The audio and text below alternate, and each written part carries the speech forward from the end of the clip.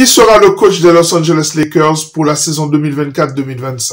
Il y a une liste qui est assez solide, assez sérieuse de 6 coachs que nous allons analyser. Lakers tout le temps, c'est tout de suite. Step 1, wake up early, gonna rise with the sun. Step 2, get some good, some food in you. Step 3, think real hard about what you wanna be. Step 4, everybody just do your thing. Wake up, today's gonna be a good day.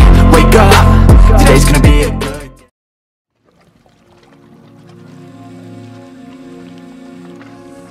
La candidature de JJ Redick a pris du momentum. De plus en plus de sources sûres en parlent. Je pense que malgré l'absurdité que ça représente, puisque les Lakers sont censés aller chercher un coach d'expérience, je pense que cette candidature est à prendre avec le plus grand sérieux. Puisque les médias qui en parlent, ce sont des médias américains de très haut niveau, des médias qui en général sont assez fiables. On se souvient de lui du côté des Clippers de Los Angeles. On se souvient de lui du côté de la Nouvelle-Orléans. Il a joué à Orlando en 2009. On l'a vu également à Philadelphia. Et c'était un shooter fiable. Ce qui est intéressant, c'est qu'il s'est développé en tant que commentateur de très haut niveau. Donc, le cas de JJ Redick, bien sûr, il y a du pour et il y a du contre. Nous allons commencer d'abord par le pour. Le pour, c'est bien sûr la connaissance du jeu. Il est indéniable qu'il connaît le basket. Ses analyses sont souvent assez pointues. Un deuxième avantage, c'est son lien privilégié avec LeBron James, puisqu'ils ont une émission de podcast ensemble. Je pense que c'est ce lien qui fait dire à certains commentateurs qu'il pourrait être le préféré du front office des Lakers dans l'optique de pouvoir re-signer LeBron James. Et puis, l'un des avantages, c'est que c'est un ancien joueur. C'est un joueur qui a été en finale de NBA. C'est un expert. Il connaît le basket. Il pourrait plus facilement avoir l'adhésion de certains joueurs. On sait que c'est important dans un vestiaire. Bien sûr, il y a également des faiblesses dans cette candidature.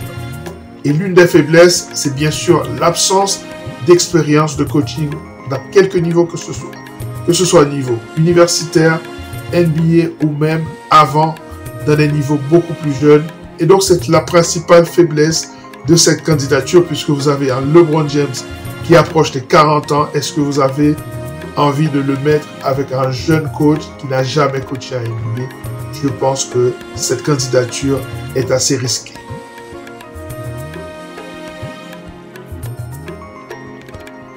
Chris Quinn est un candidat assez intéressant. J'aime bien son profil. 40 ans, assistant à Miami, on sait ce que ça peut signifier. Candidature donc très intéressante qui présente des forces mais aussi des faiblesses.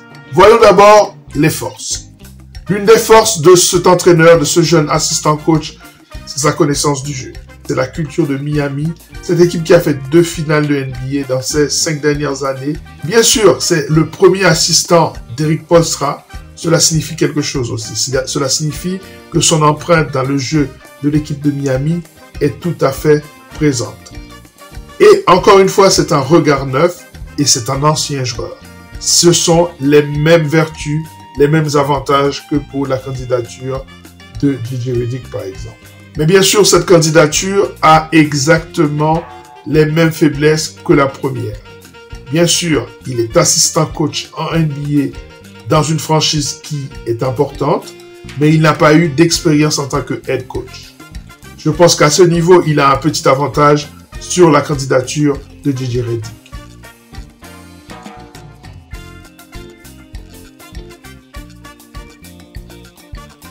Autant le dire tout de suite, c'est ma candidature préférée.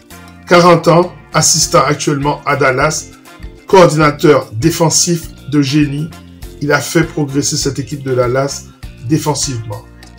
C'est un assistant coach qui sera à coup sûr un excellent coach en NBA.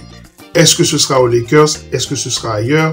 On devrait le savoir, à mon avis, assez rapidement. Les forces de cette candidature, connaissance pointue du jeu. Première assistance de Jason Kidd dans cette équipe des Mavs. Il l'avait été de par le passé du côté de Brooklyn et avant du côté des Bucks. Regard neuf, c'est un gourou de la défense. Il est assez drôle et agréable selon le dire de certains joueurs. Il est un excellent développeur de joueurs. Et nous savons que ça peut être intéressant. il y a des joueurs qui, à mon sens, aux Lakers, n'ont pas atteint encore leur plein potentiel. C'est le genre de coach qui peut les faire progresser dès cette intersaison. Bien sûr, cette candidature a des faiblesses, comme toutes les autres, et l'une des faiblesses qui est récurrente, c'est cette absence d'expérience en tant que head coach en NBA. Donc, ce sont les mêmes faiblesses que pour la candidature précédente.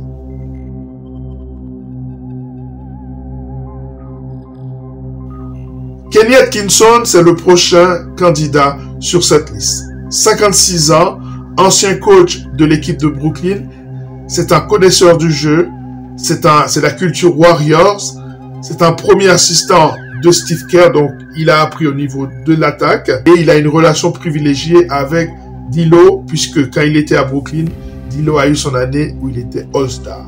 Ça, ce n'est pas du tout négligeable. Alors, l'une des forces de cette candidature, c'est bien sûr l'expérience. Lui, il ne souffre pas des faiblesses des autres, puisqu'il a déjà été coach au plus haut niveau en NBA. Cependant, il a quand même une faiblesse. Il n'a plus été coach principal depuis très longtemps. Cela veut dire quelque chose. En tout cas, cette faiblesse est à prendre en considération au moment de choisir le coach des Los Angeles Lakers.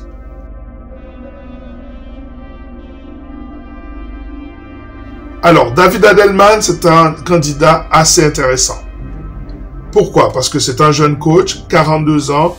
Il est actuellement assistant du côté des Nuggets de Denver. Il connaît bien ce système-là et donc, du point de vue des Lakers, ça peut être intéressant. Alors, il a une vision neuve, bien sûr, puisque c'est un jeune coach. 42 ans, c'est le plus jeune de toute la bande. Il est le fils de Rick Adelman. À mon sens, ça peut être un avantage ou un inconvénient, puisque Adelman a été pendant longtemps un concurrent des Lakers, tant du côté des Blazers de Portland que du côté des Kings de Sacramento dans les années 2000. Il y a eu pas mal de relations tendues entre Adelman, notamment, et Phil Jackson. Alors, cet Adelman, qui est le fils de l'autre, est assistant également de Mike Malone. Donc, ça veut dire qu'il est au cœur du système des Denver Nuggets, qui est l'équipe qui a martyrisé les Lakers ces dernières années. Donc, il connaît bien ce système-là. Ça peut être intéressant pour pouvoir le contrer. C'est un coach offensif. Alors ça, c'est important à le savoir. C'est un coach offensif. C'est pas du tout un coach défensif comme Sweeney, par exemple. C'est pour ça que ma préférence va plutôt à Sweeney au détriment d'Adelman. Mais c'est un bon coach, c'est un bon jeune coach. Il a beaucoup d'avenir dans cette ligue.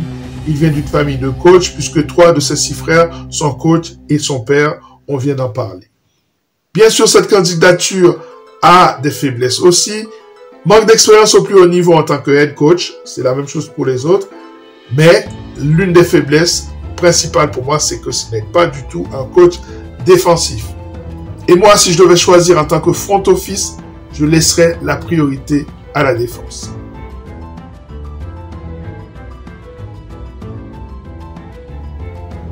Le dernier candidat de cette liste, c'est Mike Anory. Mike Anory, j'aime beaucoup cette candidature de Mike Anory, puisque c'est l'assistant principal du côté des Wolves de Minnesota. C'est lui qui prend la place de Finch. Finch est handicapé par une blessure assez grave au genou, suivie d'une opération. Et donc, c'est Mike Anory qui gère le destin de l'équipe. C'est lui qui est l'actuel head coach de cette équipe de facto, en fait. Et ça, c'est intéressant. Un autre avantage qu'il possède, bien sûr, c'est son appartenance à ce système des Nuggets, puisqu'il était assistant de Mike Malone quand Mike Malone est arrivé au sein de cette équipe des Nuggets. C'est un coach qui communique bien, qui a néanmoins une faiblesse qui est justement, c'est l'absence de poste de chef de file, c'est-à-dire d'être à la tête d'une franchise en tant que head coach. Et ça, pour moi, c'est au front office des Lakers de dire est-ce que c'est une donnée fondamentale ou pas. Si tel est le cas, eh bien toute cette liste n'est absolument pas cohérente puisqu'il n'y a qu'un seul entraîneur qui ait d'expérience dans cette liste. Alors, autant dire que ce sera Atkinson qui sera le futur coach des Lakers. En tout cas, moi, si je devais choisir, je choisirais la candidature de Sweeney, puisque Sweeney est un coach à la fois défensif et qui peut engager peut-être un assistant beaucoup plus offensif. Et cette combinaison peut faire des Lakers, vu le roster qu'on a, vu les éléments qu'on a, ça peut faire des Lakers une équipe assez dangereuse l'année prochaine. Voilà, ça en est terminé pour cette émission consacrée à cette recherche de coach avec 6 profils qui sont très intéressants pour les Lakers. À très bientôt pour une nouvelle émission sur Lakers tout le temps, la chaîne francophone des Lakers. À très bientôt.